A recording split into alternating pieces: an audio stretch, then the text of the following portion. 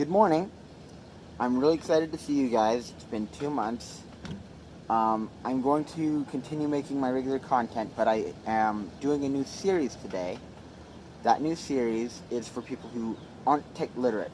So if you are somewhat tech literate or a little tech literate, you may not want to watch this. You probably won't learn very much from this video. However, I would love it if you would watch this video and give me tips and tricks and pointers or whatever. If you have an idea for this series, let me know. First, I'm going to give people an idea on how they can give a little bit more life to their phone if they've had their phone for a while. The next video will be a rundown on the settings section from top to bottom. That includes quick settings, display, storage, battery, and anything. From there, we'll just find out what the audience wants. If you guys are tech literate and want to join me for this ride, I would really appreciate it, but I don't expect you to. Secondly, if you are going to use this video for instructional purposes, I recommend that you watch this on a second screen and have your phone handy, because you're going to want to see, or you're going to want to follow along, because it can be confusing afterward. I know from experience. So, sometimes phones get old, sometimes they get a little bit weighed down, or sometimes phones get old, sometimes they get a little bit weighed down, or sometimes you just can't afford the priciest, most specky phone out there. So what do you do in that case? Well, a few things actually. First, however, I need to let you guys know that all the apps that I talk about today will be in the description below, including a full list of the app category that I am going to be talking about later. Now let's get on with things, shall we? First things first, you may want to have a new launcher. Sometimes having a fresh feel on your home screen is exactly what you need. If you want something that is a little bit more customizable, you may want to go with Nova Launcher, although I'm going to warn you, the learning curve on that is a bit steep. If you are going to go with Nova Launcher, look up a tutorial. Definitely look up a tutorial. If you want something a little bit more simple, that will just kind of work with you and is a bit more understanding, try Smart Launcher. It is awesome. I use it on my tablet all the time. Now, if you have a Pixel device, you may not want to do that, because the latest version of Android has these really neat icons. I've talked about them in my videos before. These really neat shortcuts that pop up when you pull up the app, pull up the home screen and open up the recent apps page. They are super useful. So you may not want to use a launcher, but you also may not be having trouble with your pixel speed. You might, but you might not. So that's something to consider if you do have a Pixel phone. Like me, go Team Pixel. So the first thing I'm going to have you do is open up your app drawer. See if you have Google Photos on there. It will be the picture of the little pinwheel, 4 colors. Tap on that. Swipe down, and it will tell you if you have photos backed up or not. If you have all your photos backed up, it will say finished or all backed up. If you do not, it will either say backing up image number 22 or however many images that you need to back up.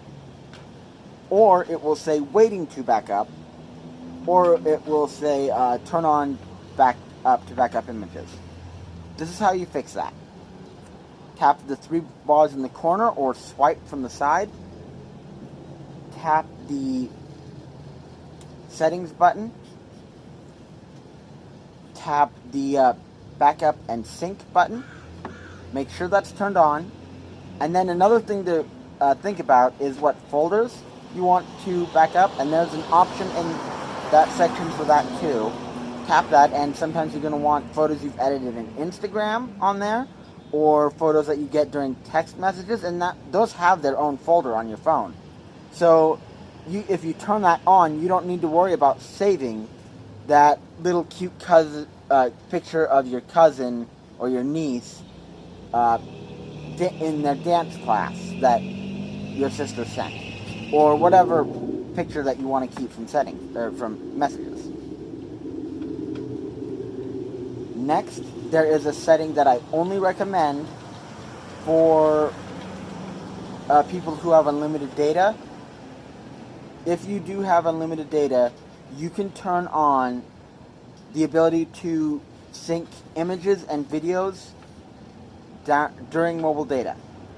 I don't recommend this unless you have unlimited data. It will eat up your data faster than anything, especially if you turn on videos. Not quite as fast as YouTube streaming, but pretty fast. Did I mention that this video was sponsored by Verizon? No, I'm just kidding. Sorry, guys. Next, go to the Google Play Store and install the Files by Google app or the Files Go app. This app will allow you to clear files from your storage, which can oftentimes actually speed up your phone. Once you install that app, go to Files, or go to the Play Store, tap Search, type Files by Google or Files Go in there. It'll show up. Tap that app, hit Install. Once it's done installing, hit the Open button. When you're in the app, at the very top it'll tell you exactly how much space you have available and how much space is being used, and then it'll have categories for stuff that you can get rid of. My first category was extra files and stuff from apps that I wasn't using anymore. So I just hit the Clear Data button on there, and you get this nice circle animation, and then it's all done. It'll say cleared 318 megabytes or whatever. The next thing is you can skip some of these sections, because if you have Google Photos and you're backing up the folders that matter to you, these sections will get rid of themselves momentarily. If you, the next section you will see is a Google Photos section. Tap that if and only if your photos are backed up. Make sure that your photos, it says backup complete on your Google Photos before doing this. But tap the remove so much space. It'll tell you how much space your photos are taking up. And sometimes it's a lot. At one point I had 23 gigabytes of raw footage in my phone because I didn't have that photo folder backed up. I forgot to toggle that in settings. And that was like 4,000 some images, and it took 2 days to back up. But tap on that. It'll take you to the Google Photos app. It'll say, are you sure you want to get rid of, say, 1,293 items? Tap OK, and it will start a bar. Once that's finished, return to the Files app, then swipe down to restore it. And if you have all of your folders set up for that, some of those sections like large items or downloaded items or duplicate items will disappear. And then the final thing you can do in the Files app is if you give it permission to see what apps you use most, it will actually scan your device and tell you what apps that you haven't used in a while and allow you to remove them from that device through that app. All you do is you select the apps that you want to get rid of, you tap the delete button, and follow the prompts. Once you're done with that, your phone might be way better. If it's not, however, this is where you're going to want to have your phone handy. There's a section of apps from a little program that Google set up called the Android Go program. These apps are super light, and they won't have all of the abilities that the normal apps do. Like Amazon Go might not have the ability to use Alexa, or YouTube Go might not have the ability to play in the background. I haven't tried the, just letting you guys know that I haven't tried these apps personally.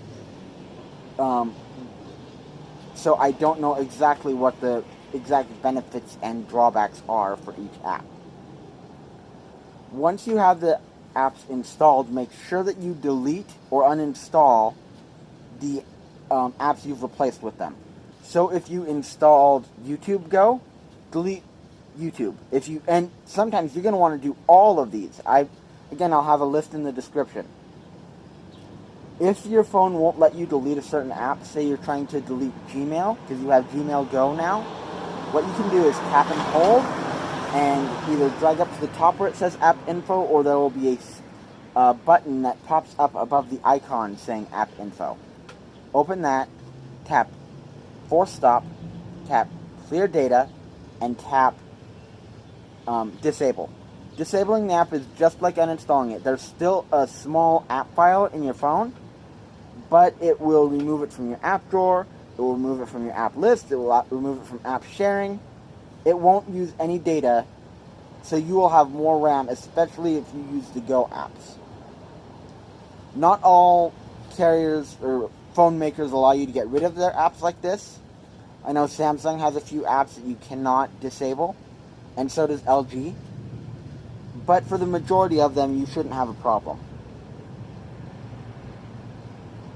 Now, finally, there are some steps that you can take to make your phone feel faster, like something really small, like you can get rid of widgets to reduce drawing time, which will make your phone feel a little bit faster. Or you can go into the developer settings. I'm not going to cover that here. If you guys want, let me know in the comments, and I will give you a link for that video in the comments. So, guys, let me know how you like this video. Let me know what you think of the series. If you have any series name ideas, let me know. I can't wait to hear from you guys. And thank you very much, and have a great day.